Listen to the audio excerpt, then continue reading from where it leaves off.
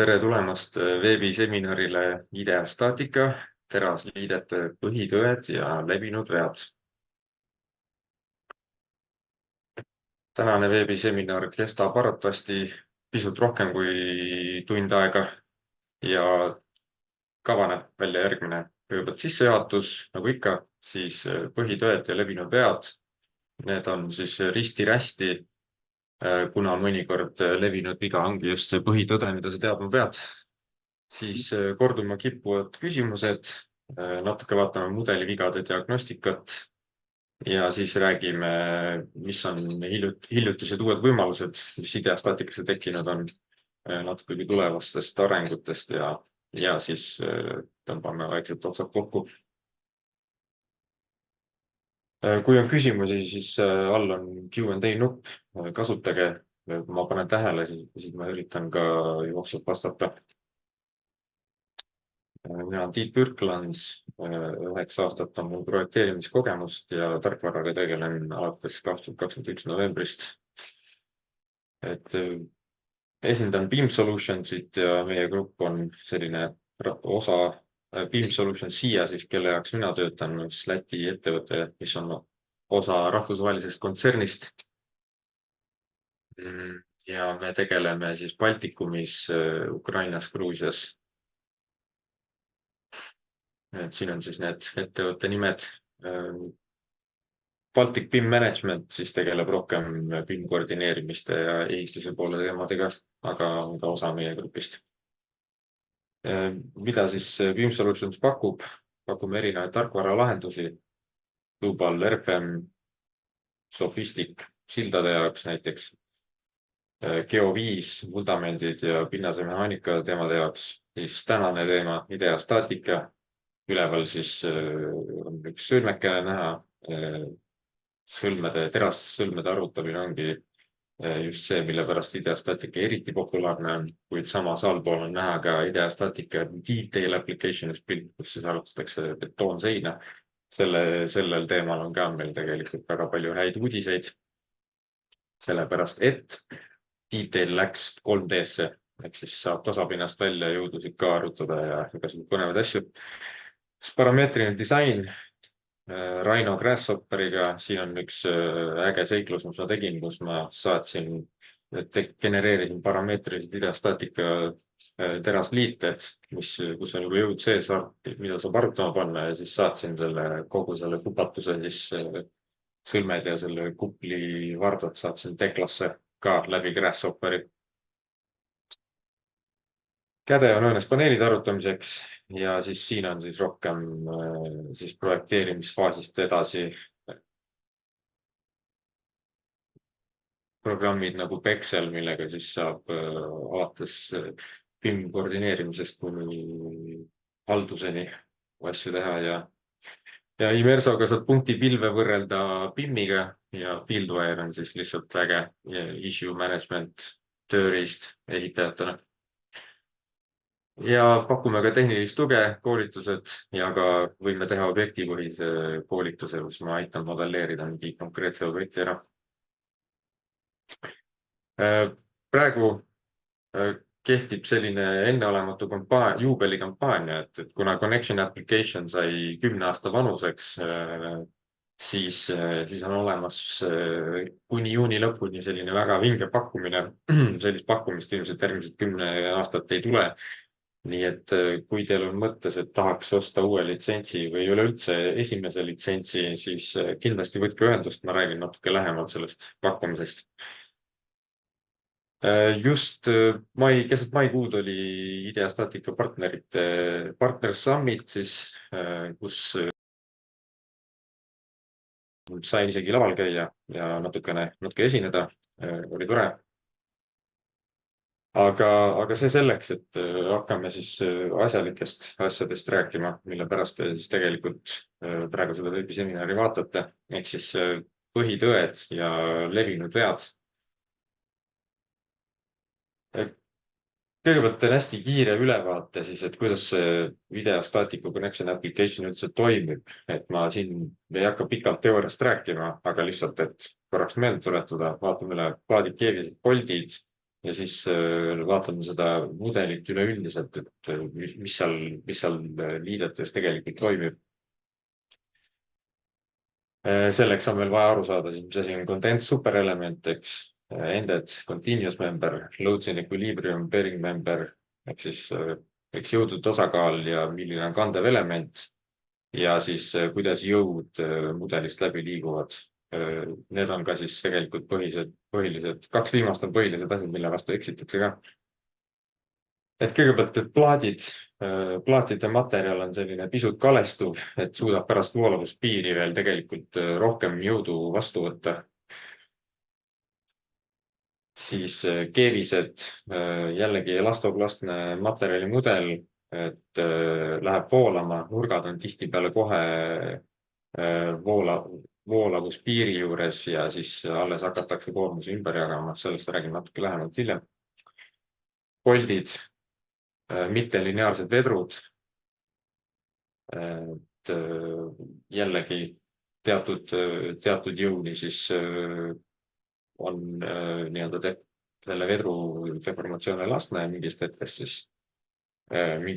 siis noh, tegelikult ta nagu hakkab siis kiiremini deformeeruma. Ja ka muidugi siia mudelisse on sisse kirjutatud interaktsioon siis lõike ja tõmbejõu vahel, mida siis kirjeldab see parempoolne graafik. Mida ma sellega öelda tahan? Ma tahan öelda, et materjalid on mittelineaarsed ja mitte miski pole absoluutselt jäik, eks. Ja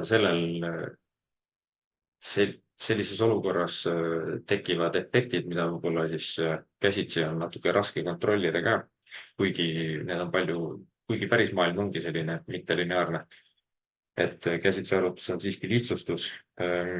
Siin on näiteks selline näide, et mul on post alusplaadiga ankrutega betooni külge kinnitatud, eks, ja kuna see alumine plaat ei ole ideastaatikas absoluutselt jäik, siis tekivad kohe ka kangjõud ja 600 kilonewtonist tegelikult saab 720 kilonewtonit, ehk siis iga ankur saab 30 kilonewtonit lisajõudu juurde just sellepärast.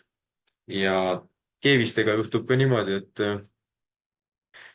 et neid ei saagi tihti käsitsi arvutustega võrrelda, sellepärast et käsitsi arvutuses eeldad sa ju sellist ühtlast pingejaotust, eks, aga selline ühtlane pingejaotus pole tegelikult kohati isegi purunemise olukorras võimalik, et terve keevis on ära kasutatud. See on jälle üks teema, mille peale ma pärast pikemalt peatun. Ja veel lisaks veel seda, et siin on see jäigastamata posti flantsi külge on üks plaat keevitatud, eks, ja see on tõmmatud olukorras, siis tegelikult ei tohiks seda tau paralleelselt, eks, pikikeevist, tähendab, käsitsi arvutuses seda ei saagi, ei oskagi arvestada, eks. Aga kuna see keevis oma selles paindub nagu see pikiteljest välja, siis tekivad sellised jõud ka siia juurde ja sellepärast ongi tihtipeale käsitsi arvutustega raske võrrelda seda, mis toimub käsitsi ideastaatikas siis. Nii, 1 sekund ma panen nii-öelda kursor highlighteri peale.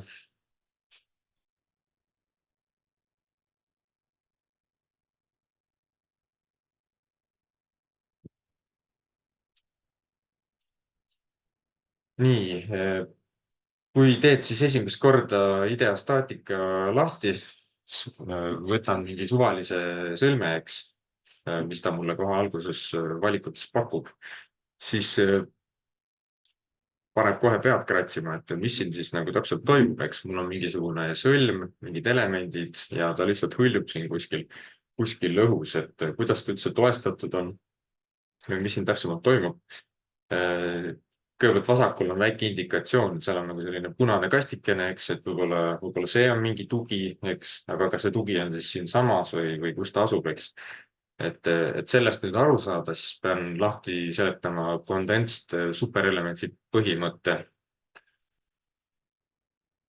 Et ideastaatika mudel toimib siis niimoodi, et kui mul siin all on näiteks selline continuous member, eks, siis see nähtav osa on 1,25 korda selle toru siis kõrguse võrra siis nagu kaugel viimasest plaadist, eks, või siis viimasest mingist elemendist. Ja sealt edasi me enam mudelit ei näe, aga tegelikult seal on 4 korda siis sellesama elemendi kõrguse pikkune selline varjatud element, ehk siis mis saab täpselt samamoodi deformeeruda nagu see nähtav element, aga lihtsalt jah, et on peidus ja siis siin otsas on siis kas tugi või see ots on siis vaba, olenevalt sellest, millise mudeli me defineerida oleme. Ja siin on siis päris hea näide, et täiesti alguse poole ideastaatikas tegelikult seda condensed superelementsi varianti ei olnud ja siis näiteks ümartorude puhul tekkisid väga veidrad olukorrad. Et siin me näeme, et ümartoru läheb lapikuks, eks, kui pealtpoolt suruda. Ja siin on ka näha, et otsas on ta kenasti lapik. Aga varem oli niimoodi, et seda superelementi siin ei olnud, eks, siis see ots oli siin kohe toestatud ja nii-öelda see kant, ümartoru ei saanud lapikuks minna, sest et ta oli siin ju jäigalt kinni ja siis tekkisidki teatud olukordades nagu näiteks ümartorude puhul, et tulemused ei läinud, ideastaatika tulemused ei läinud tegelikult eksperimentaalse või katsetega ei läinud kokku, eks. Et tänu sellele condensed superelementsile siis on tulemused palju-palju täpsemad, reaalsemad. Siis selline asi nagu pairing member, et korraks nüüd näitan mudelit ka. Ja kui vajutame selle elemendi peale, eks, see on siis see esimene member siin on kirjas pairing member. Ma panen parema klõpsu siia peale, siis ma saan valida set pairing, aga ta juba on, eks. Siis me näeme neid punaseid kastikesi siin, eks. Aga nagu, mis need punased kastikesed siis täpsemalt tähendavad? Selleks lähme tagasi slaidi peale. Ja kui meil on tegemist siis continuous elemendiga, mis jätkub mõlemas suunas siis sõlmest välja, siis ja loads on equilibrium on peal, mis peab olema peal. Loads on equilibrium on siin, see nut, see on by default peal, et seda mitte väga näppida, kui ei ole kogemust. Siis see mudel näeb tegelikult siis selline välja, et ühte otsa, sinna otsa, kus jääb see, panen loads on equilibriumi peale, siis me näeme, et paremalt kadus ära see tugi. Siin otsas, kus see kastikene on, see jäik tugi, ehk siis see kastikene siis sisuliselt tekibki selle superelemendi taha otsa, et tavaline selline jäik tugi, mida FEM-is ka defineerib, eks. Ja kõik, mis siin sõlmes siis toimub, kõik siis jõudude jäägid või siis nii-öelda tasakaalustamata jõud, siis tasakaalustatakse siin jäigas toes ära, eks. Siis teine variant, kui me nüüd lülitame selle loads in equilibriumi välja, siis tekib jäiktugi mõlemasse otsa sellel elemendil. Probleem on nüüd siin selles, et me ei saa tegelikult sellele horisontaalsele torule nüüd tegelikult jõudusid peale panna, vaid saame ainult nendele diagonaalidele jõudusid peale panna. Et selline olukord sobib ainult siis, kui me teame 100% kindlusega, et see põhielement, siis nii-öelda see kandev element on väga-väga palju tugevam, kui on need kinnitatavad elemendid. Ehk siis me saame ainult neid kinnitatavaid elemente ja neid polte ja asju siin analüüsida, aga see nüüd, mis siin toimub selle kandva elemendiga, et need tulemused ei ole õiged, sellepärast et see on üks väga spetsiifiline olukord, kus sul on need toed täpselt 5,25 korda kõrgus kaugusel, eks, mõlemas otsas. Et see ei ole isegi realistlik, et teil tekib täpselt samasugune olukord ja see skeem siis nagu vastab teie mudelile, eks. Nii et tasub hoida loads in equilibriumi peal, siis saad täpsemalt, siis saad ka nii-öelda sellele kandvale elemendile jõudusid peale panna, eks. Slaid ei ole ikka päris see, eks, siis peaks vaatama, mis see siis tähendab siin mudelis ka, eks. mul on nüüd loads in equilibrium peal, vaatame load efekte. Ma saan 4 erinevas kohas jõudusid peale panna, mis on ka loogiline, sest mul on nagu 4 sellist välja kiirgavat varrast, eks. See on küll üks varras, aga see on jätkuv, liigub mõlemas suunas, eks. Ja nii kui ma nüüd selle load in equilibrium välja lülitan, siis kaob 2 tükki ära, 2 jõudu, ehk siis ma ei saa sellele kandvale elemendile jõudusid enam peale panna ja saan ainult diagonaalidele jõudusid peale panna. Vot. Lähme nüüd tagasi. Siis teine teema, kui ma nüüd vajutan selle põhielemendi peale, siis mul on selline asi siin nagu geometrical type, continuous või ended. Et kas ta siis jätkub läbi sõlme teisele poole või mitte. Kui mul on tegemist siis selle ended variandiga, siis ei ole enam vahet, kas mul see loads in equilibrium on peal või mitte. Sest lihtsalt sa küll näed, et jah, kui mul on loads in equilibrium peal, siis ma saan 3 vardale jõudu panna. See on loogiline, võtan maha, saan ainult 2 vardale jõudu panna. Aga tegelikult nii-öelda selle kandva elemendi see pool, kus siis nii-öelda see tugi on, need jõud on siin informatiivsed, ehk siis ma võin siia ükskõik mida kirjutada, aga tegelikult ikkagi toimub see balansseerimine seal nii-öelda siis nende jõudude ja selle toe vahel. Vot.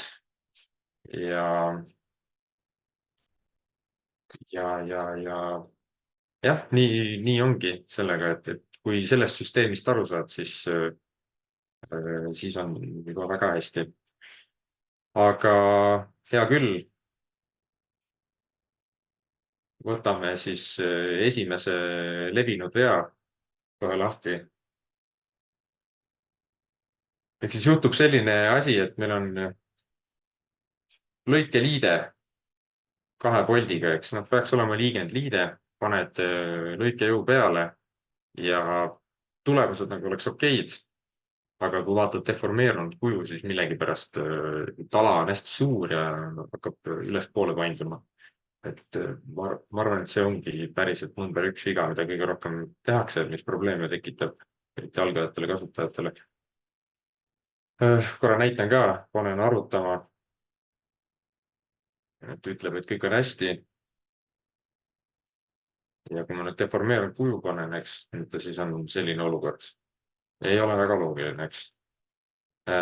Probleem on selles, et kui me nüüd vaatame, et kuidas need jõud läbi selle mudeli lähevad, siis me saame kohe aru, mis jama on. Selleks kasutame seda wireframe vaadet. Valime selle koormuse LE1 ja vajutame siis B-elemendi peale, eks beam, eks.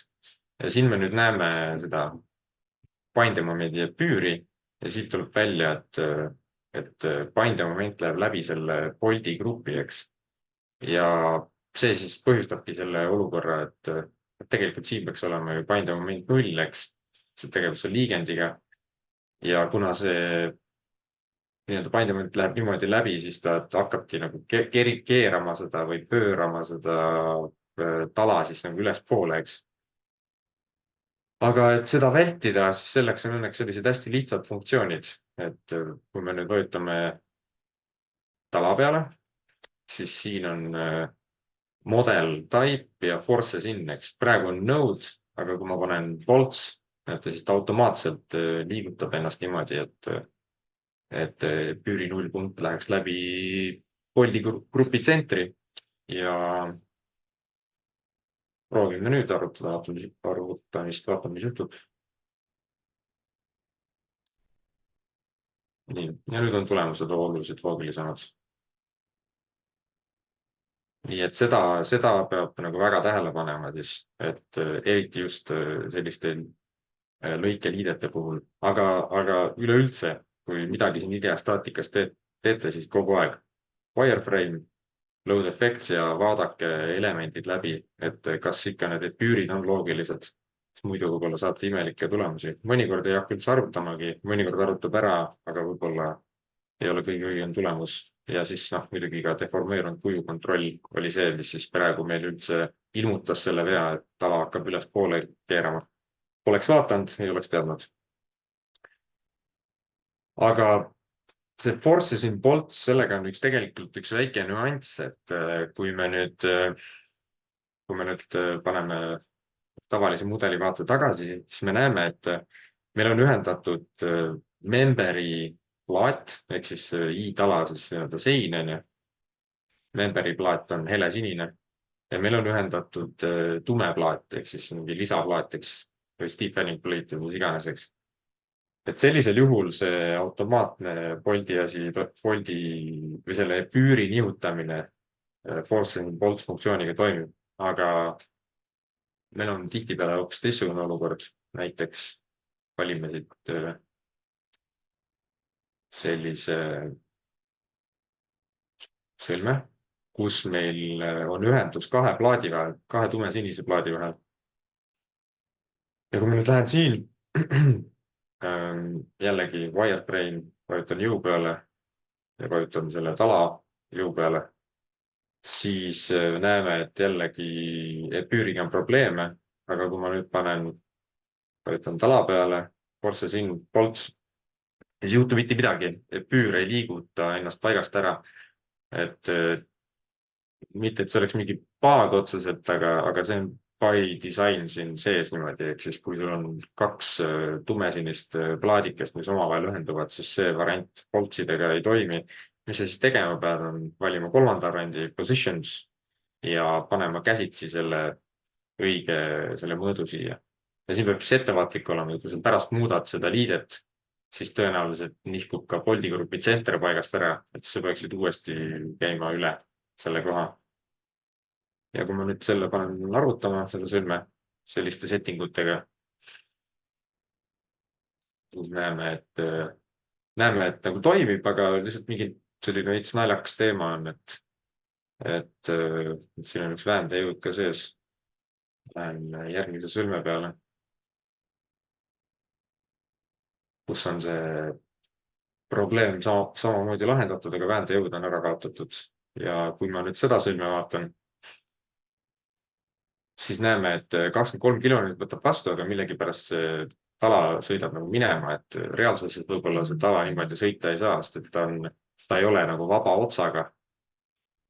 Ta sõidab sellepärast minema, et see plaat on ekstsentriliselt, eks, kui me vaatame nüüd niimoodi koormust, eks, siin tekib väike selline ekstsentrilisus, ta saab minema liikuda, aga tegelikult see tala ulatub kuhugi teisele poole ka, kus ta on kinni või vahepeal on kuskil kinni, siis meil oleks vaja natukene veel seda liidet timmida. Selleks läheme tagasi disaini, vajutame tala peale ja nüüd vaatame seda model type'i, et see on ka hästi oluline, kui mudel ei toimi, siis isegi kui toimib, siis tasuks üle vaadata iga elemendi model type, et teatud elemendid ei tohiks üldse mingit päänet näiteks vastu võtta ja teatud elemendid ei tohiks üldse painet vastu võtta ja nii edasi, et siis valige õige model type'sid. Aga antud juhul mulle sobiks näiteks see NVZMY. Nii, siis tekivad siia sellele kantorotsu sellised rööpad, mis tähendab, et ta saab nagu ainult nende pikki neid rööpaid üles-alla sisuliselt deformeeruda, eks. Ja kui ma panen nüüd uuesti arutama, siis näeme, et enam see kanttoru ei lähe kuidagi niimoodi kaarekujuliselt minema, vaid suudab ennast hoida sirgelt. Vot, ehk siis loo moraal on see, et ka model type on väga oluline, et iga kord, kui mingit sõlme lahendad, siis tuleb model type läbi mõelda ja iga kord, kui on sõlmes mingi viga või midagi arutada, siis tuleb ka see model type üle vaadata, mis siin täpsemalt toimub ja samuti ka see force siin. Nii. Siin veel väikene kordamine, eks, et forces in bolts automaatne püürinihutus toimib siis, kui üks nendest plaatidest on memberi plaat, eks helesinine plaat. Ja kui ei ole, siis see püürinihutus ei toimi ja seda peab käsitsi tegema. Siin siis tegelikult juba näitasin seda. Siin jällegi üks ilus pildikene, mis kirjeldab seda epüüri nihutust. Saadan teile pärast slaidid ka, et siis ma lihtsalt tegin slaidid natukene ka ilusamaks, aga võib-olla nad kordavad vahepeal seda, mis ma näitan. Siin siis jällegi kordamine, et wireframe nupp, vajutad koormuse peale ja siis vajutad elemendi peale ja siis ilmub see epüür. Siis see kondens superelementsi pikkuseks, see 1,25, et see on default väärtus ja seda saab tegelikult code setup'is muuta, et teatud olukordades võib-olla see on mõistlik, aga jällegi see siis eeldab kogenud kasutajat ja head arusaamist konstruktsioonidest. Siin praegu tuli üks küsimus ka, et mis vahe on tumesinisel ja helesinisel plaadil, ehk siis helesinine plaat on memberi plaat, ehk siis nagu see element, millel on koormus sees. Ehk siis element, mis oleks sinu selles globaalses FEM mudelis varras. Et see on siis nii-öelda see või tähendab helesinine element, eks, ja elemendid koosnevad plaatidest, ehk siis jah. Tumesinine plaat on siis mingi lisaelement, mis on siis rohkem ideastaatika teema. Aga jah, helesinine element viitab sellele, et see on midagi, mis oleks ka su globaalses FEM mudelis ja mida saab jõudu koormata. Loodan, et vastasin küsimusele. Nii, lähme edasi, siis et testida seda tegin ühe kontrollarvutuse ka, et kas see tõesti see 1,25 korda või kuidas see täpselt toimib, eks. Mul on siin üks 250 ülemine kanttoru ja siin on üks 120 post, eks. Ja siis vaatasin seda, mõjub 100 kilonewtonit ja siis vaatasin seda wireframe'iga seda paindemomendi epüüri ja siis tõepoolest pool kanttoru, seda püstist kanttoru pluss 1,25 korda, siis selle kanttoru kõrgus on 369,5 millimeetrit, eks. Ja kui korrutad 100 kilonewtoniga, siis tulebki 36,95 kilonewton meetrit täpselt nii, nagu siin mudelis on. Ehk siis niimoodi see elemendi pikkuse arvutamine siin käib. Ja võib-olla mõnel tekkis küsimus, et miks see püürlineaarne on, siis see on lihtsalt lihtsustus, mis on tegelikult väga täpne võrreldes sellise paraboolse püüriga, mis tegelikult siis globaalses PEM-mudelis esineb. Sellest juba rääkisin, et on vaja model type paika saada ja siis levinud viga number 2. Defineeritakse liiga palju membereid või siis liiga mitme sõlme memberid. Ehk siis siin on üks näide, tegelikult see sõlm siin oleks vaja 2 jaotada, sest muidu me lihtsalt ei saa neid epüüre paika ja tulemused, mis me saame, on täiesti valed. Et selle asemel, et niimoodi vasakul oleva pildi järgi lahendada, siis oleks vaja teha jah, 2 sõlme. See kohati tundub natuke veider, eriti kui need sõlmed on üksteisele hästi lähedased või noh, nii-öelda see lähedal, aga sellegipoolest tasub pigem nagu eraldada neid.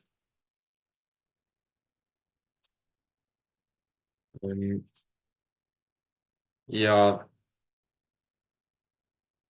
üks teema on veel, et alguses tahetakse nii-öelda teha mingeid lisaelemente siia vahele uute memberite näol, aga memberid ehk siis need helesinised elemendid, nad peavad alati sõlmest väljuma. Et ma ei saa memberit nagu siit väljast poolt lõigata, kõik need elemendid kiirgavad siit sisuliselt siit sõlmest välja.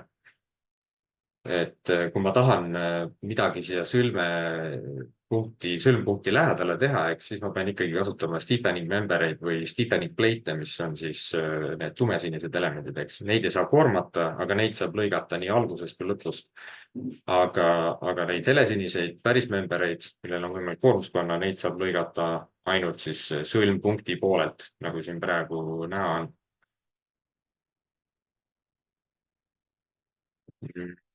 Siis siin on veel paar sellist näidet. Meil vasakul on näha, et stiffening member operation on see siin.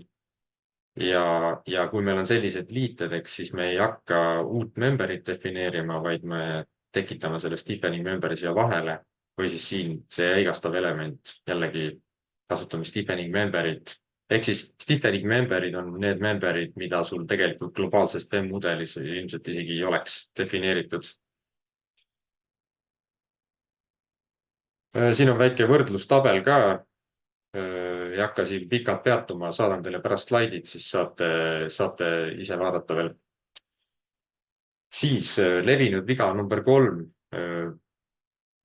Betooni ankurdamisel üritatakse siis baseplate operationiga hakkama saada, aga see baseplate operation toimub ainult member'iga risti ja see on tegelikult väga nii-öelda ahistav, eks, et võib-olla kui ma tahaks kuidagi midagi siin nurga all teha, eks, siis see kahjuks selle baseplate operationiga, mis siin on, muidugi pilt on ilus, eks, et näed, et betoon on all, siis tahaks seda kohe kasutada, siis tema probleem on see, et ta on hästi nii-öelda siis ta ei ole väga paindlik operatsioon, nii kui ma näiteks muudan selle posti nurka, eks, siis see betoonplokk liigub kohe kaasa ja teda ei ole võimalik fikseerida ära siis XY tasapinda siia globaalmudeli suhtes. Nii et, mis siis teha, kui niimoodi viltuseid asju siin üritaks ankurdada betooni sisse, siis selleks on meil olemas üks teine funktsioon. Kõigepealt defineerime ühe stiffening plate'i, mis on siin. See jääb siis ankruplaadiks, siis lõikame selle tala part cut'iga ära, eks. Keevisid mõlemale poole. Vahet ei ole, keevisid praegu ja siis kasutame seda fastener agreed for contact funktsiooni, et ankrut tekitada. Lihtsalt siin ongi see probleem, et ta näeb välja nagu lihtsalt boltliide, aga tegelikult on võimalik siin ka betooni ankurdamist defineerida. Selle peab meelde, et see on väga oluline. Kui ma nüüd vajutan siia, fasteneri vajutan ankrut, siis näete juba tekkis see betoonplokk siia. Ma hetkel lülitan need operatsioonid välja ja kasutan neid, mis mul oli juba ette defineeritud. Ja kui ma nüüd muudan selle posti nurka, siis näete, see betoonplokk jääb paika vastavalt sellele stiffening plate'ile. Ehk siis tihtipeale ja ma saan isegi siin selliseid nurkasid kasutada. Igat pidi, kuidas vaja on, eks. Nii et kasutage seda fastener agreed of contact'i ka betooni ankurdamisel.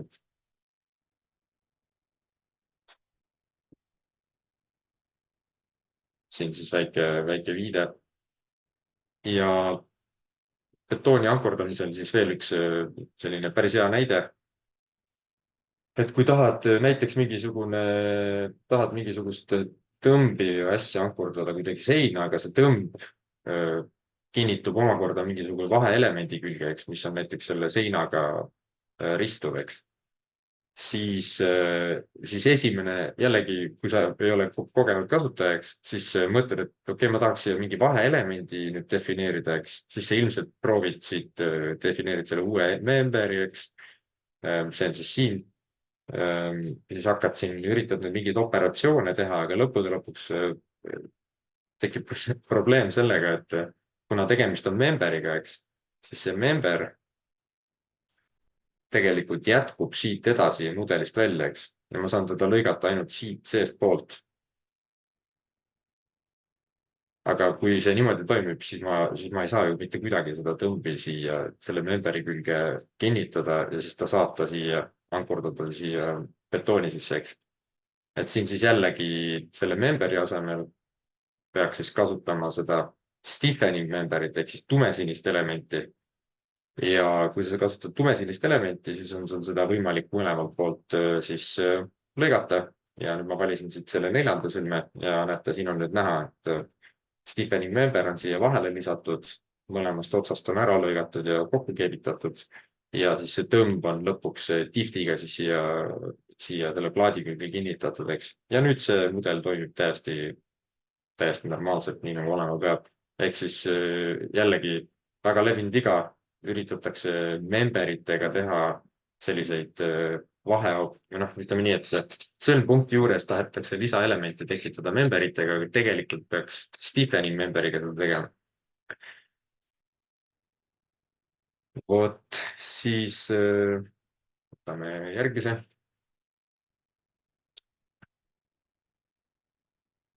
See järgmine levinud viga, et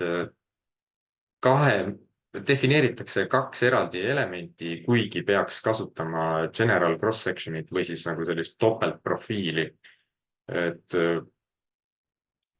selle kahe elemendi või kahe eraldi posti defineerimisega tekib nagu nii palju probleeme, eks, et kumb siis neist see kandev element on, mille otsas on tugi, siis pead koormusi topelt sisestama ja koormused ei kandu üle ka õigesti, sellepärast et ühel on ju tugi ja teisel ei ole ja mis siin üldse toimuma hakkab, et mul on üks selline näidissõlm siin kohe võtta ka. Sama, mis seal pildi peal on. Näete, see üks element on siin, teine post on siin, nad on eraldi elemendid. Ja kui ma selle mudeli nüüd arvutama panen, arvutab ära, alati ei arvuta muidugi, kui niimoodi valesti on defineeritud, aga antud hetkel isegi arvutab, aga lihtsalt need tulemused, kus me näeme täiesti ebaloogilised. Pingutas praegu väga palju, et midagi saada. Et kui vaatame, kuidas see välja näeb, siis no siin ongi näha, et kui ma vaatan selle deformeerinud kuju ära, siin on kõik väga plastne, et see parempoolne post nagu väga palju koormust, siis see vasak lihtsalt ripub selle parempoolse küljest kuidagi läbi nende pontide. See ei ole päris õige. Ja mis siis teha? Teha tuleks niimoodi, et kasutada ainult ühte posti, mitte kahte. Ehk siis ühe memberi kustutame maha. Näiteks kustutame selle maha. Selle offseti kaotame ära, jätame see keskele, lisame ristlõike, paneme welded composed ja siin on siis variant, kas teha general steel cross-section, kus saab igast karpraudasid, nurkraudasid, ükskõik kuidas, mis nurga all kokku liita. Aga antud juhul meil on tegelikult lihtsalt vaja seda topelt i-tala, eks, ehk siis box i, paneme siis, siin praegu oli HEB 200. Siia ka HEB 200. Okei. Nii, ja näed, nüüd peaks natuke neid operation'id parandama ka, et õiged poldid õigesti asjadest läbi läheks, aga igatahes nüüd saab selle mudeli õigesti tööle ja need postid hakkavad korralikult koos tööle ja mõlemad ülevalt alt korralikult siis toestatud. Siis võib-olla veel üks näide selle koha pealt.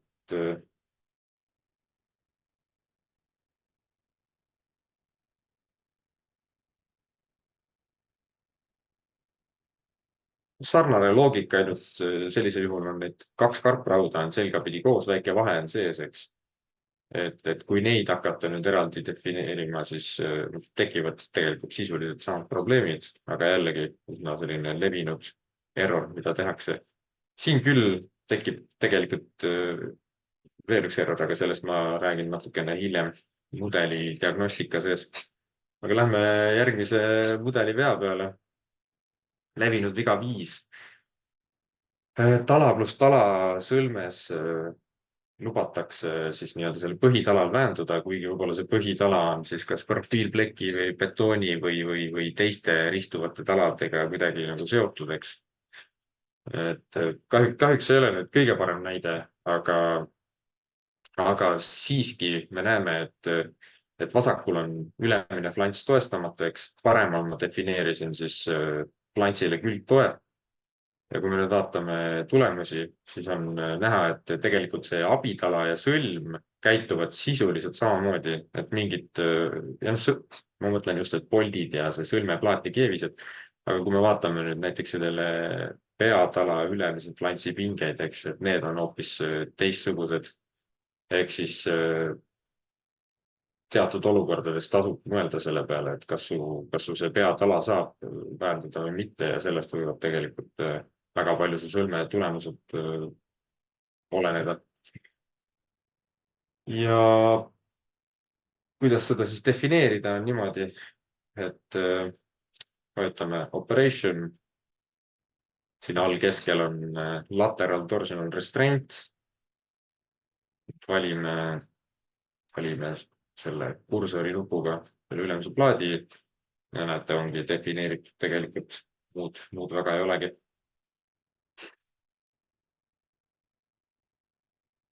Nii, levinud viga 6. See oli üks hästi huvitav näide.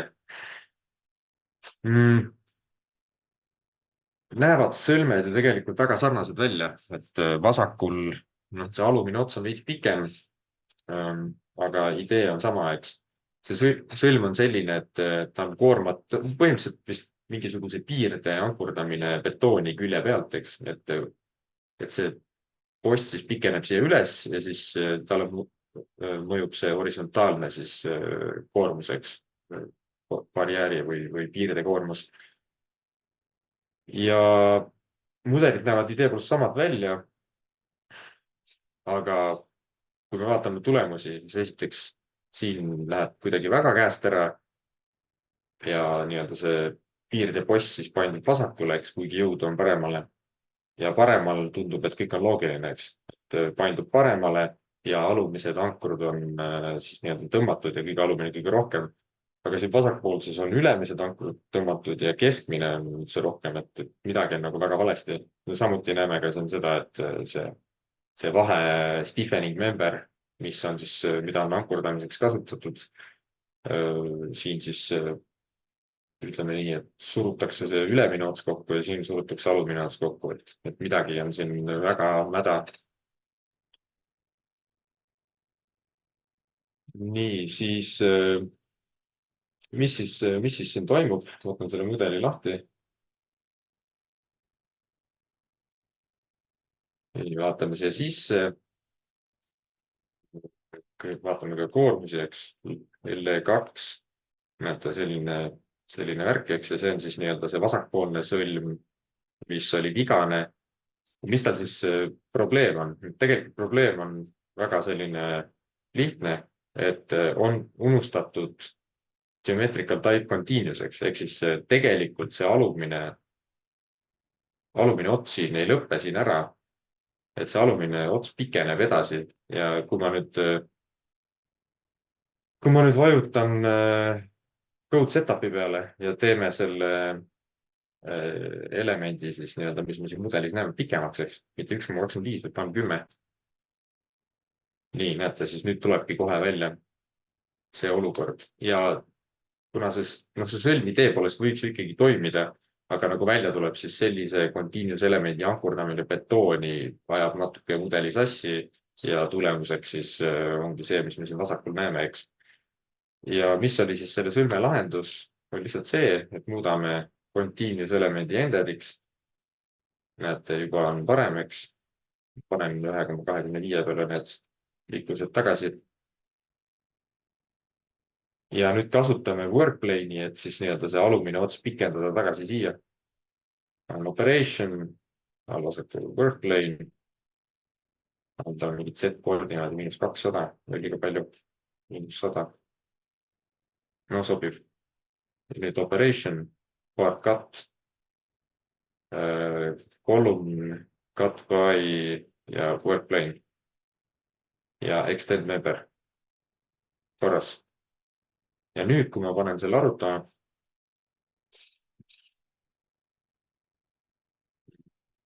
siis tundub, et tulemused on nii, nagu nad olema peaks. Nii nagu siin parempoolsel variandil. Ehk siis sõlm sai lahendatud. Lihtsalt kogemata unustati continuous endediks muutmata ja selle tõttu lihtsalt see mudel ei vastanud reaalsusele. Vaatame siis järgmist viga. Keevise pöörlemine ümber oma piki telje, ehk siis keevis ei saagi pöörelda ümber oma piki telje siin mudelis. Ja selle demonstreerimiseks on mul ka siin üks vahva näide, et ütleme siis niimoodi, et siin on üritatud simuleerida nurkrauda, et nurkraua kaudu on mingi latt teras ankurdatud betooni ja see on tehtud selline lahendus, et kaks plaati defineeritud, kaks stiffening plate'i ja need on omavahel keevisega kokku, nurkõmblusega kokku lastud, eks. Et võiks ju olla midagi analoogset nagu nurkraud on, aga kuna nad ei ole siis siit, ütleme siis siit ülevalt niimoodi ühendatud omavahel, eks, siis tegelikult see keevis saab ümber oma telje hakata pöörlema ja lihtsalt see mudel ei arvuta ära. Vaatame korra lähemalt, näete, selline olukord on ju. Visuaalselt võiks tunduda, et peaks arutama ära, eks, aga ei arvuta. Näete, null tulemused, vaatan check tab'i. Näete, mitte midagi ei juhtu, mingit pingetega midagi peale ei lähe. Aga mis siis sellises olukorras teha? Et üks variant on see, et selle asemel, et kasutada kahte stiffening plate'i ja neid omavahel keevitada, et nurkrauda siis nagu simuleerida, selle asemel oleks ju lihtsam teha lihtsalt üks stiffening member. Ma liigutan ta natukene täpsada siia. Nii, ja siit lisame ühe nurkraua ristlõike, eks. Okei. Näete, mul ongi nurkraud olemas, ma lihtsalt keeran ta paika ja tekib sama olukord ja see nurkraud toimiks siin sõlmes. Aga praegu ei viitsi seda teha, tahaks lahendada selle olukorra kiiresti ära. Siis üks variant on see, et vajutame selle keevise peale ja keevise tüübi vahetame ära, et mitte fillet, vaid paneme pattueld. Pattueld on siis nii-öelda see sisemine keevis või kuidas seda kirjeldada. Ja ideastaatika ei kontrolligi pattuelde. Pattueld sisuliselt tähendab, et nüüd need kaks elementi on siit otsast nagu täiesti absoluutselt jäigalt ühendatud, nagu nad oleksid üks element.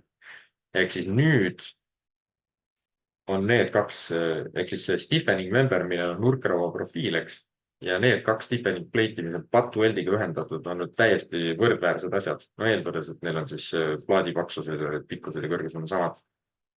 Nii, ja mul on nüüd see pattueld defineeritud. Ma nüüd lähen siia läbipaistvasse transparent view'sse, siis ma näen, et siin on mingisugune joonekene. Sellega saab kontrollida keeviseid, kas ikka on mingi keevis defineeritud või mitte. Ja kui ma panen nüüd arutama, siis ta ütleb, et jah, ankrutega on probleem, aga see selleks. Vaatame tulemusi. Et kui on stress ja näete, nüüd toimib täiesti okeilt. Panen 50 natuke. Nüüd see nurkraud natuke paindub ka seal ja muidugi jällegi peab toonitama, et meil on ju, mis meil sisejõud on siin? Meil on latt terasele mõjub 10 kilonewtonit ja kui me nüüd lähme checki ja vaatame, paneme bolt forces aktiivseks, vaatame, mis see jõud on. Siis boltid tunnevad mõlemad, näete, 10 kilonewtonit ehk siis kangjõudude tõttu suurenesid tõmbejõud boltides kahekordselt. See on ikkagi väga suur vahe. Nii et ideastaatika kasutades sa ei pea üldse kangjõudude pärast kuretsema, et teed asju ja ta arvutab sulle kangjõud õigesti välja vastavalt tegelikele jäitustele. Siis küsitakse, et kui kogemuse pealt ei tuvasta, et keevis pöörlema hakkab, siis kuidas seda suuremas sõlmes üles leida, et just siin on viga. See on hea küsimus.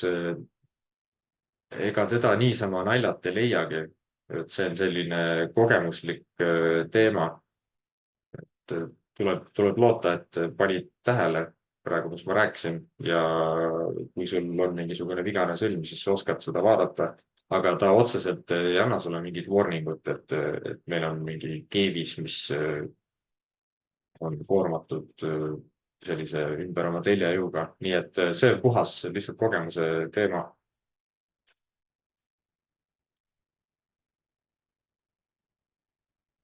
Siis on üks küsimus on veel. Kui ma soovin tugevdusplaati lisada 40 torule, näiteks sõrestikusõlm, millist operationit on kõige mõistlikum kasutada? Stiffening member küsimärk. Lisaks, mis oleksid sellise sõlme võimalikud vead plaadi ja kantoru surface contact'i defineerimisel? Kõigepealt, kui sa tahad tugevdusplaati lisada, eks, sõrestiku sõlmele, siis tasuks kasutada ikkagi seda stiffening plate operatsiooni, eks, paigutada ta siis doublerina.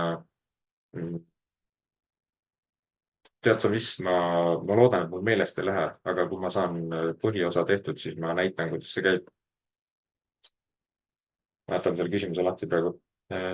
Nii. Okei, rääkisin selle keevise pöörlemise vea ära ja siis on veel 8. levinud viga, mis juba lähebki selle küsimusega natuke kokku, mis just oli, et siin näeme ühte sõrestiku sõlme. Tegin mingisuguse huvitava lahenduse. Probleem on siis selles, et kui ei ole kontakti defineeritud 2 elemendi vahel, siis nagu näha, siis see ülemine plaat, mis siin on, surutakse läbi selle kanttoru plaadi, eks, ja paremal on kontakt defineeritud. Seda plaati ei suruta läbi. See on muidugi selline fiktiivne sõlm siin praegu, eks. Aga näed, siin on selline olukord, et kuidas need kontaktid siis üldse toimivad, on see, et kui ma poldin kokku selle ja selle plaadi nende poltidega, siis automaatselt nende 2 plaadi vahel tekib kontakt, hakkavad koos tööle, eks. Aga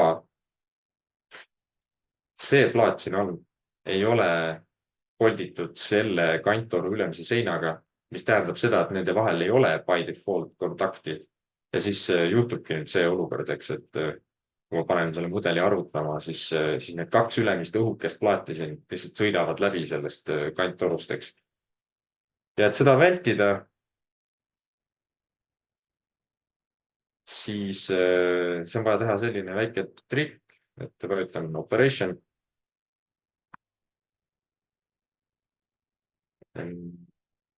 Ja siis see fastener grid or contact, jällegi seesama, sellega tegime ka ankrud enne, millega betooni ankurdada ja nüüd kasutame kontakti jaoks ka. Ja nüüd valime, siin on 2 elementi, eks. Esimene element on plaat, see on siis tumesiniste elementide plaat ja see on siis memberite plaat, eks. Nii, valime selle alumise plaadi ja nüüd valime selle memberi nupu ja valime siis selle kantoru ülemise plaadi. Nii, ja nüüd on küsimus, et kas siis midagi juhtus või juhtunud. Jällegi saame panna transparent, minu viga, see oli bolts praegu, ma pean valima siit contact. Nüüd teen selle sama protseduuri uuesti läbi. Valin selle alumise õhukese plaadi ja valin kantoru ülemise seina.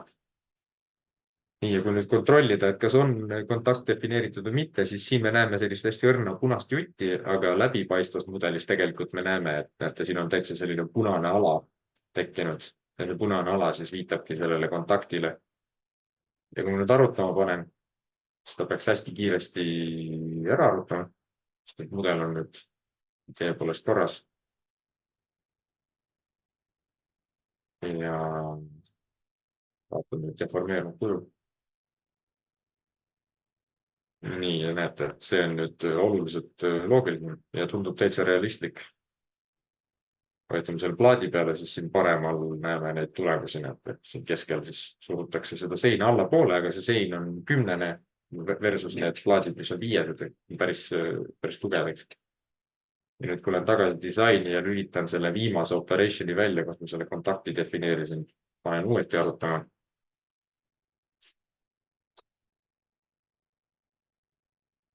Ta arutab natuke kauem ja juba hakkab neid protsente siin langetama, sellepärast et sõlm ei suuda 100% koormust korralikult vastu võtta. Keevised läksid katki nüüd. Ja kui ma nüüd vaatan deformeerub kuju.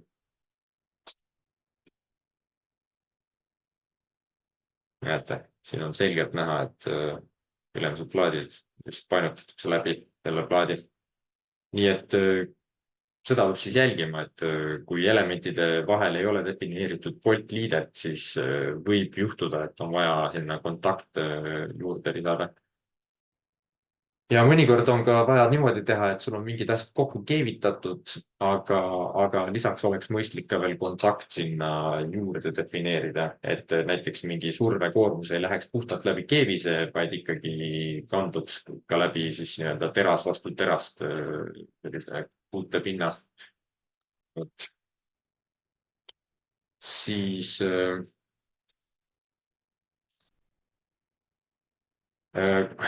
korduma kippuvad küsimused, need on siis põhilised siis, mida alati küsitakse.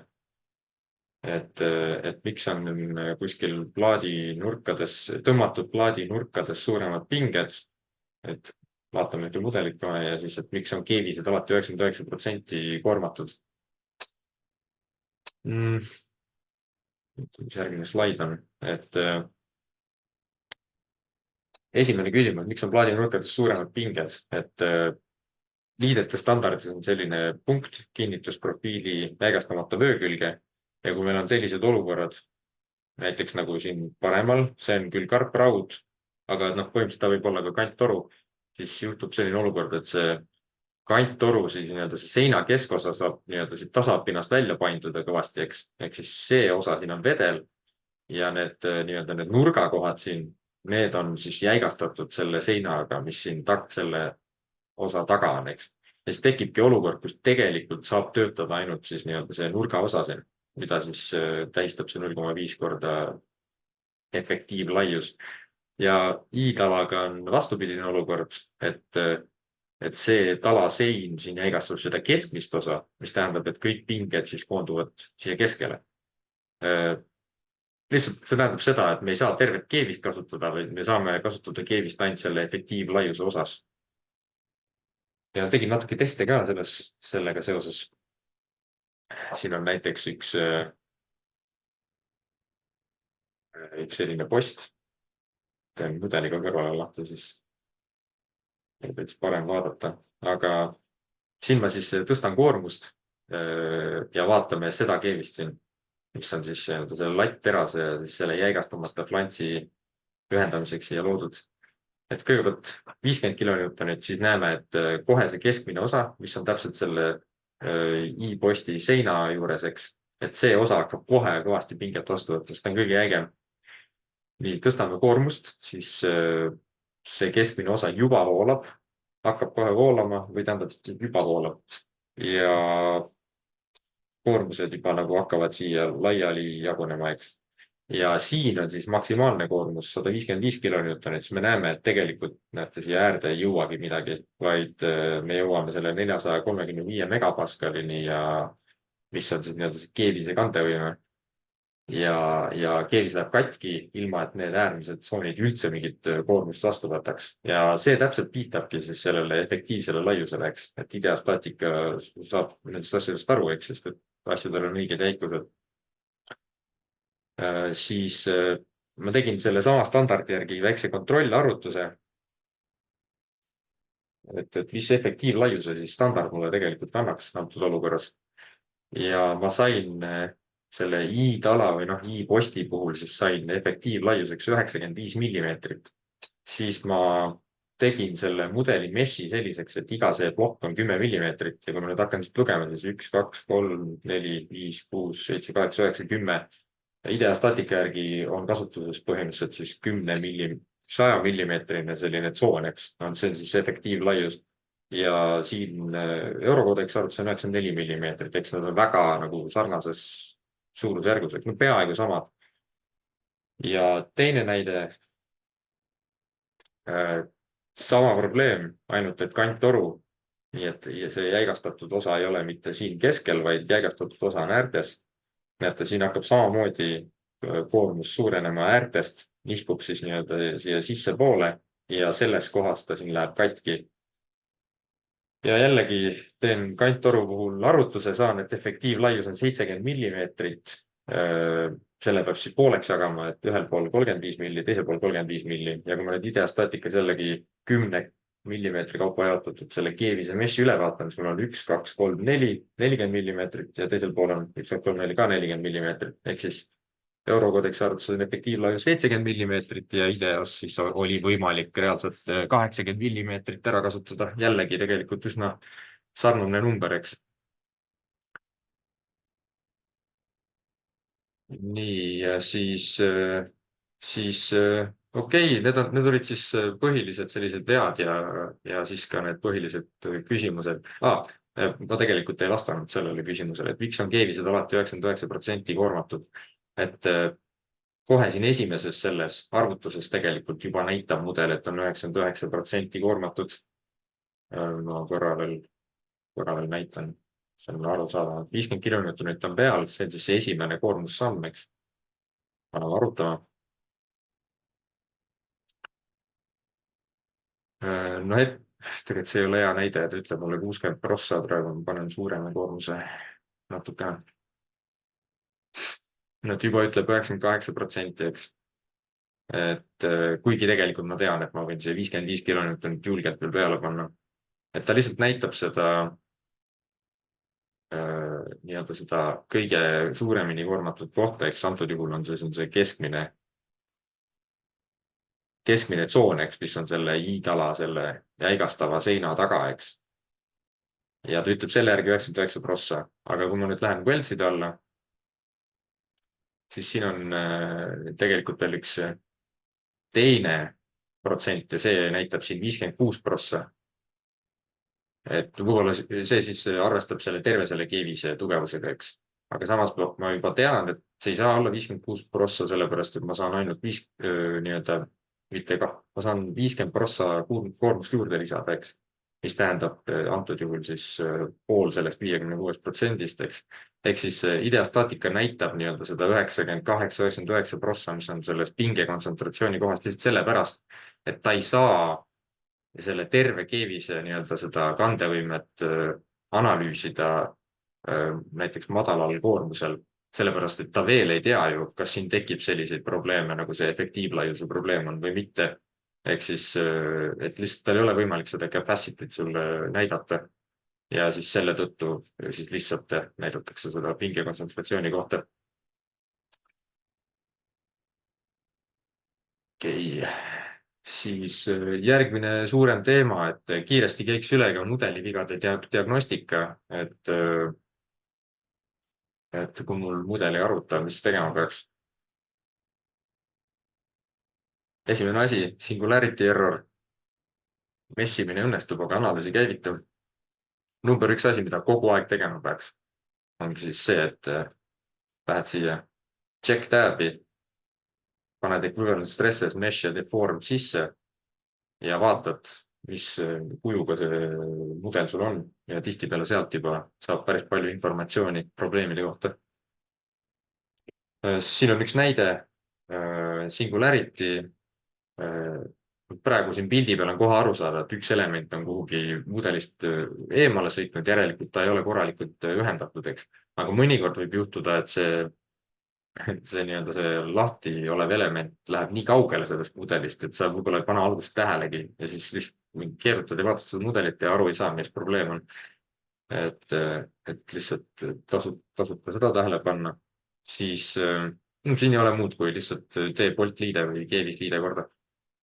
Siis elementide clash, mõnikord ikkagi mudel arvutab ära. Ma siin tegin nii-öelda siis vahetasin Fermi sõlme need kanttorude pooled ära, eks, et nad üksteist läbi läheks. Et ta küll ütleb sulle plate clash warning, aga tegelikult ta arvutab mudeli ikkagi ära. Aga mõnikord jällegi need clash'id ei lase mudelil ennast ära arvutada või see clash tekitab mesh imise probleemi ja siis lihtsalt ei teki mesh'i ja siis ka ei hakka arvutama. Siis veel üks asi, plaatide vahel on gap liiga suur, üle 2 millimeetri, siis see ka ideastaatikale ei sobi. Et kui ma ei eksi, siis see võib olla ka seotud äkki boltide standardiga kuidagi, aga ma ei tea, kas selline punkt konkreetselt on. Igatahes plaadid ei tohiks seal liiga laiali olla, liiga suured pilud ei tohi vahel olla. Ja siis siin on veel üks huvitav näide, et näiliselt on kõik korras, eks, aga millegipärast ei arvuta, saab tulemuseks 0% ja mitte midagi ei toimu. Aga tegelikult, kui nüüd hakata lähemalt vaatama, et näiteks vajutada selle Bolti operatsiooni peale, eks, ja siis minna siia editori ja vaadata, mis siin plaadis nagu toimub, siis tuleb välja, et tegemist on piklike Bolti avadega tegelikult. Ja kuna koormus on siis piklike Bolti avade suunas, siis sisuliselt ju see tala saab siis oma sellest originaalasendist nagu ilma igasuguse vastupanuta minema sõita ja see ei meeldi ideastaatikale, nii et ehk siis peaks kas siis teises suunas nad tegema piklikuks antud juhul, kui see on lihtsalt tõmmatud või siis üldse need piklikud avad ära kaotama, et siis läheb mudel jälle tööle ja siis paremal on näha, et ma kaotasin piklikud poldiavad ära, siis hakkas mudel arutama ja tulevad loogilised tulemused. See on vist selline kõige lihtsam, et konkreetne error, et poldid on liiga lähedal mingile äärele või plaadist väljas, et see ääre kauguse teema on väga selline ilmselge, igaüks saab aru, otsid, vaatad mudeli üle ja korrigeerid ära. Aga teine teema on see, et outside of the connected plate, sellega on vahepeal segadust. Jällegi seesama topeltkarpraua näide, eks, et mul on kaks karprauda general cross-section'iga defineeritud ja sõlm on selline, eks siis lihtsalt see topeltkarprauast member toetub nurkraua peale, mis on siis posti külge polditud, eks. Et olenemata sellest, et see member on kahest karprauast koosnev, ehk siis nagu üks tervikmember, aga lihtsalt kaks karprauda, siis mudelis ikkagi need karpraua nagu need plaadid on ikkagi nagu eraldiseisvad üksused, eks. Et kui ma midagi poldin, siis ma poldin kas siia või poldin selle plaadi külge ja siin on ka näha, et mul on siin bolt grid tekitatud. Näiliselt oleks nagu kõik hästi, poldid on olemas, aga ühendatud on ainult see vasakpoolne karpraua alumine plants ja siis see nurkraua plaat, eks. Et kui ma vajutan selle operatsiooni peale, siis lähevad need plaadid aktiivseks või muutuvad oranžiks, mis on omavahel ühendatud. Ja mis siin lahendus on see, et peab lihtsalt kaks poldigruppi tegema. Et üks poldigrupp ühendab selle vasakpoolse karpraua ära ja teine poldigrupp ühendab parempoolse karpraua ära. Ja siis on korras. Siis mesh generation error rate on vahepeal mõnikord isegi aitab see, et lihtsalt muudab meshi suurust setting utes. Sest et on mingid sellised teatud nüansid, code setup ja krutid siit alla ja siin on need see minimal size of element ja maximum size of element, et seda maximumi näiteks väiksemaks teha ja siis mõnikord lahenevad need meshimise probleemid. Aga mõnikord on mingi boltide overlap, näiteks nagu siin näha ja see ka ei sobi sellele meshi generaatorile. Jällegi lihtne probleem, duplicated wells. Peate arvestama, et ideastaatikas saab iga joone kohta defineerida ainult ühe keevise. Et antud juhul mul on siin, et vasakul on sellele iidala seinale juba midagi defineeritud ja paremal ma olen suurema keevise veel defineerinud. Ja siis ta ütleb duplicated wells, et isegi kui nad ei ole duplicated, reaalselt niimoodi, et üks on mul defineeritud vasakule, teine paremale, siis ikkagi sa saad ainult ühte keevisoperatsiooni ühe joone kohta kasutada. Õnneks on vähemalt sellised variandid olemas, et saab nii-öelda partial keevist teha ja siis nii-öelda siis seda intermittent keevist, et vahedega. Okei, selline põhiline selline osa nüüd sai tehtud. Ma vaatan nüüd natuke neid küsimusi, mis siin vahepeal tulnud on. Siis küsitakse siis Fermi tugevdusplaadi modelleerimise kohta. Seda võiks täitsa isegi kiiresti vaadata, et 10 minutit on üle tunni läinud, ei olegi hullu, ma arvasin, et on palju aeglasemalt läheb. Nii, ma tegin ideastaatika lahti, siis otsime siit sõlmede seast, näiteks siin on kohe üks ilus sõrestikusõlm, valime selle.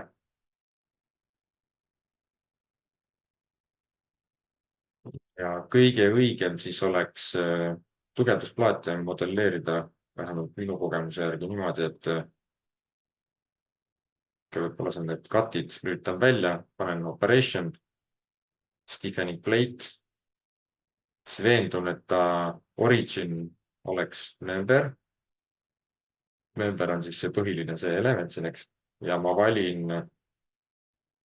lähen hõljun selle seina peal, mis siin on, selle kanttoru ülemine sein. Siin all vasakul ma näen, mis asi see on. Nii, hõljun peale ja näen, et see on CH Web3 ja siis ma valin Web3 siit ja type panen tabler. Tabler lihtsalt duubeldab seda sama plaati, eks. Ja location panen rare. Näete, et ta tekkis siia ja paneme teise laiuse 200. Mulle ei meeldi see kanttoru, mis siin praegu on. Teen ta veits laiemaks.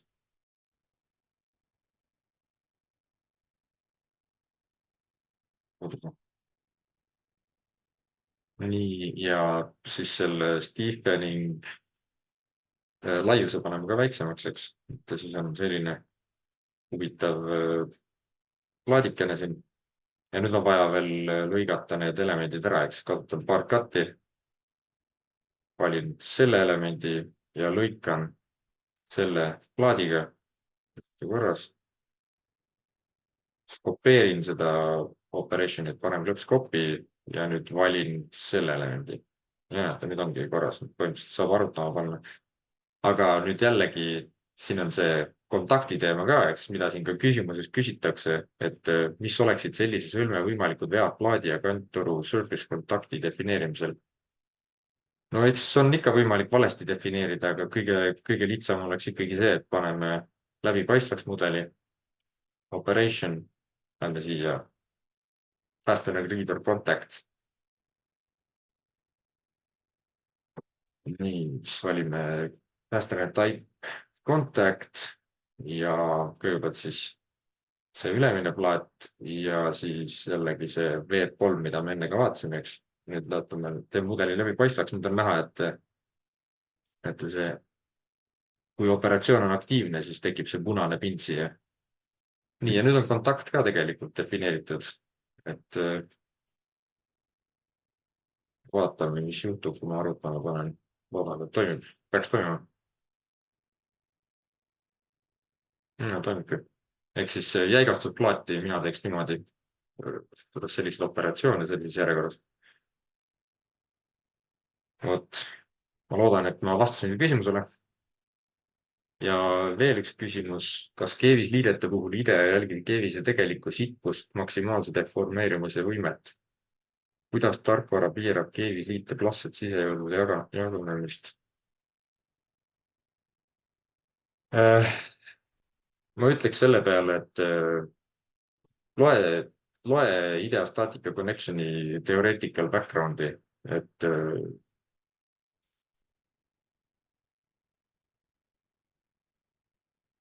sealt sa saad täpselt, ma võin praegu sulle vastata midagi, et jah, ta arvestab kõike, aga kui sa tahad nüüd päris vastust saada, siis IDEA Statica Connection äpi theoretical background otsime weld ette ja siis welded connection analysis ja kui tahate teada täpselt, kuidas see plastic stress redistribution ja kõik see süsteem toimib, siis lihtsalt lugege see läbi. Nii. Ja küsimus, et kas see kontaktpind hoiab tõmmatud diagonaaliga fermi vööküljes kinni? Ei, ta ikkagi ju võtab ainult survet vastu. Ei saa tõmmet vastu võtta, sest et siis ei ole kontakti. Okei, küsimused said nüüd ühele poole. Tagasi slaidi juurde. Ja nüüd siis, et mis on nüüd hiljutised uued võimalused, et kõigepealt 3D detail. Detail on siis muidugi betooni arvutamiseks, eks saad igasugused sarused seal sisse defineerida betoonile ja siis vaadata iga saruse pinget ja nii edasi, eks. Aga varem oli see 2D lahendus, nüüd on võimalik 3D-s asju teha ja on võimalik ka saata connection application'ist näiteks neid betooni ahkurdatud sõlmi 3D detaili, et siis vaadata, kuidas see betoon seal koos sarusega hakkama saab. Praegu sa saad küll IDEA Static Connection Appis arvutada nii-öelda neid baseplate'e ja betooni ankurdamisteks, aga need on kõik armeerimata betooni järgi. Ehk siis tihtipeale sul ankrud ei anna välja just need betooniga seotud kandevõimed. Aga nüüd, kuna on olemas 3D Details, sa saad saata selle betoonkeha koos nende ankrutega siis 3D Detaili, kes betoonploki ära armeerida ja siis sealt võiks siis tegelik kandevõime välja tulla. Siis tiftid. Tifte ma tegelikult isegi siin ühes sõlmes näitasin, et näete, see siin, see ei ole Bolt, vaid see on tift. Ja tiftidega on selline lahe asi, et nad käituvad ikkagi natuke teistmoodi. Okei, ma alustan natuke niimoodi, et siin on 3D detailis pilt ka, et näete, nüüd saab tasapinnast välja minna seinapaneelide arutamisega, eks. Ja siin on igast huvitavaid variante veel, näiteks rostvärk. Siin on küll 4 rostvärk, aga kui sul on näiteks mingi imeliku kujuga rostvärk või on, ma ei tea, siin rohkem neid vaiasid, et kuidas sa näiteks 5 tükki oled ära jaotanud, siis võib-olla läheb see mingi ülilabane varraskeemiga arvutus juba võib-olla ei ole päris see, mida sa teha tahad. Või siis, kui on painutatud rostvärk või siis, kui on ehitajad on ikka vaiad ikka täiesti mööda valanud ja sul on vaja vaja veenduda, et nüüd need mingi 20 senti igas suunas mööda valatud vaiad ja see rostvärk ikkagi toimib, et siis jällegi saad siia 3D detaili selle lükata ja vaadata, mis siis juhtuma hakkab selles rostvärgis, eks. Siin on siis see pilt, kuidas saadetakse siis see connection siis nii-öelda sinna 3D detaili ja siin siis vaadatakse sarnuse pingeid ja asju. Nii, aga nüüd ma jõuan tiftide juurde tagasi, et tiftidega siis, tiftid saavad siin painduda ka, et Boltid ikkagi töötavad nagu sellised vedruelemendid piki oma telgega, aga tiftid on natuke sellise teise käitumisega ja neil on ka muidugi standardis oma peatükkeks. Natuke teistmoodi arvutatakse.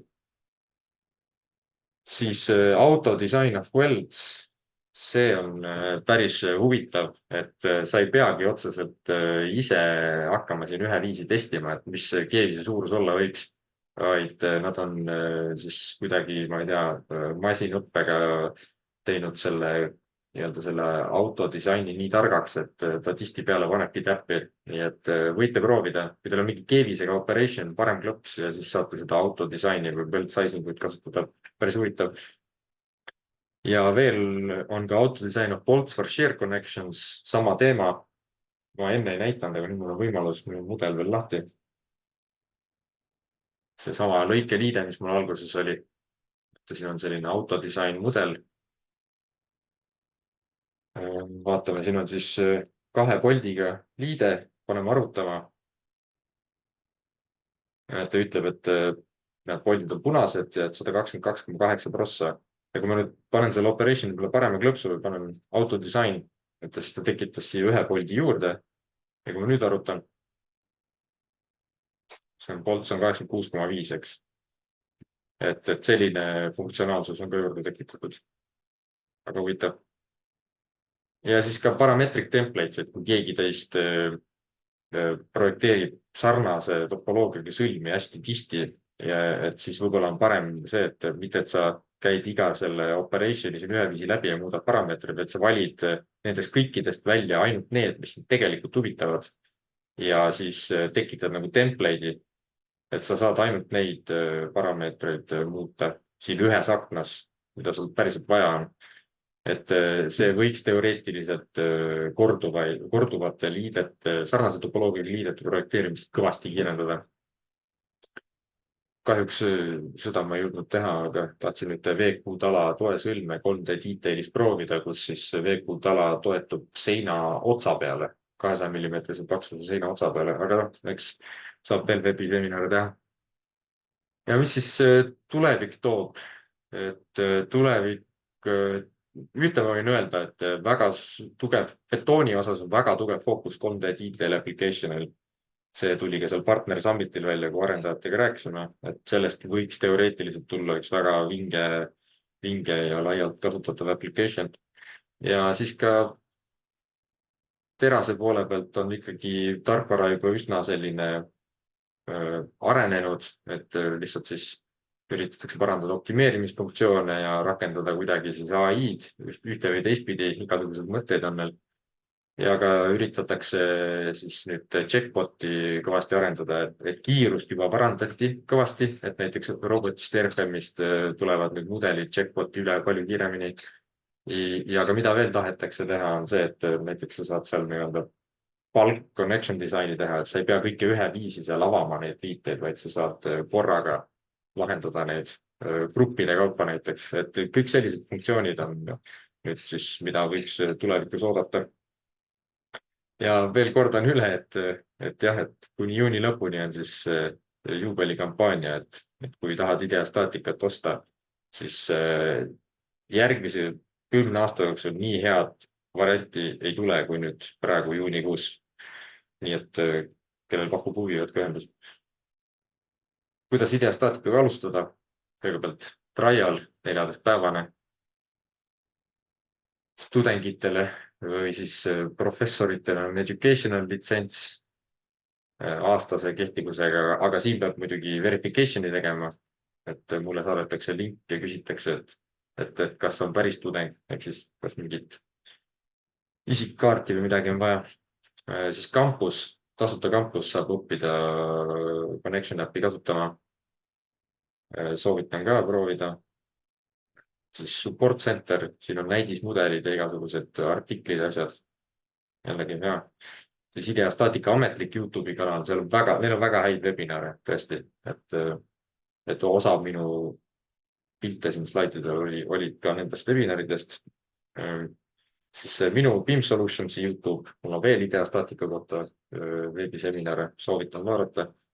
Ja ma arvan, et kui just terasliiteid mõelda, siis kõige parem on see, et lihtsalt see tänane veebiseminar mõttega uuesti läbi vaadata ja kui ma olen teile mudelid saatnud, siis samal ajal kõrval proovida neid mudeleid ja vaadata, kas jõuate samade tulemusteni, nagu mina siin veebiseminaris täna ütlesin. Tulevased üritused 12. juuni Connection Wednesdays. See saab kindlasti põnev olema. Design of anchorages between steel and concrete, ehk siis siin ilmselt saadetaksegi siis terasposti või see betoonblokk saadetakse ilmselt siis lõpuks sinna 3D detaili ja tehakse ka selle betoonblokki arvutussarusega läbi. Et kindlasti tuleb huvitav. Ja meie YouTube'i kanal on siis BIM Solutions Estonia. Siin on igasugused huvitavad webinare, mida vaadata. Meie koduleht bimsolutions.ee, sealt leiab ka ühte või teist põnevat. Ja ei muud kui tänan tähelepanu eest, et ma loodan, et teil oli põnev. Ma üritasin päriselt kõige olulisemat infot kontsentreerida võimalikult väiksesse ajavahemikku ja ma loodan, et see õnnestus ja teil oli sellest veebiseminarist päriselt kasu ka. Nii et näeme jälle varsti. Aitäh!